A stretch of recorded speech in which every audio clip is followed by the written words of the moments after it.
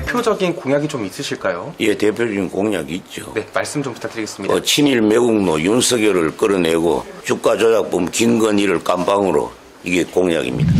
제가 전주울 재선거에 출마한 이유는 김건희와 윤석열 정권이 대통령 권력을 사유하여 검찰 독재를 행하는 등으로 대한민국을 망국의 길로 이끌고 있으므로 친일 매국노 윤석열을 끌어내고 주가 조작범 김건희를 감방에 보내기 위해서입니다.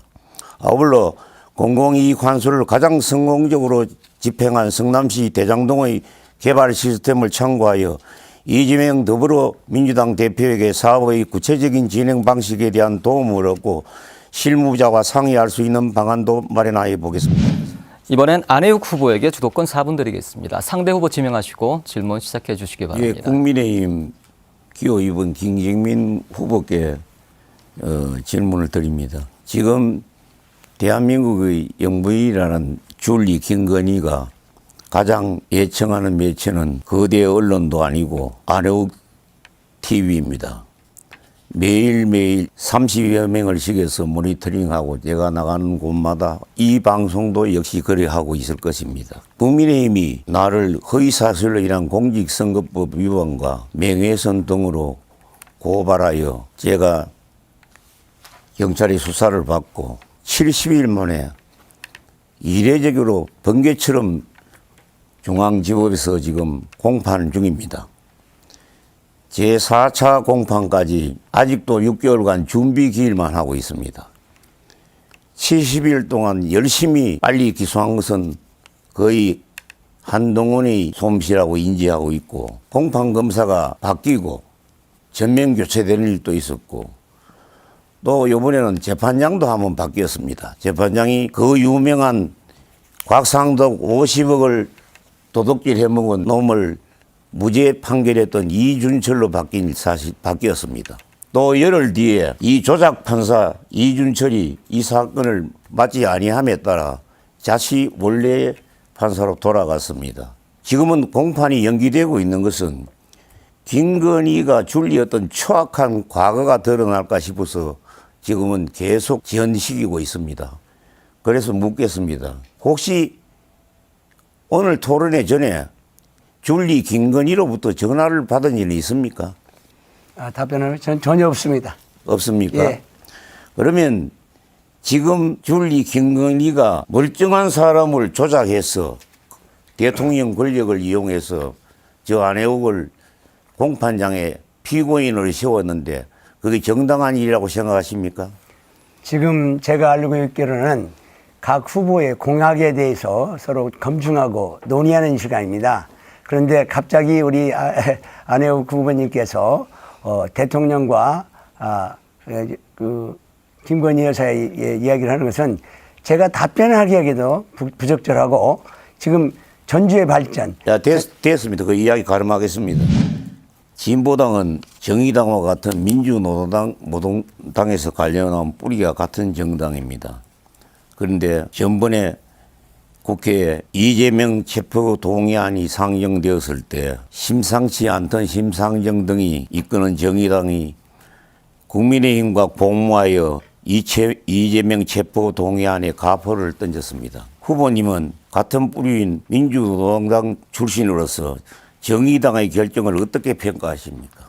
비록 진보당은 국회의원 한 명도 없는 당이지만 우리 당의 당론으로 검찰의 이런 말도 안 되는 이재명 대표의 체포 동의안은 받아들일 수 없다라는 입장을 분명히 했고 정의당이 체포 동의안에 찬성했던 것에 대해서는 안타까운 마음을 가지고 있습니다.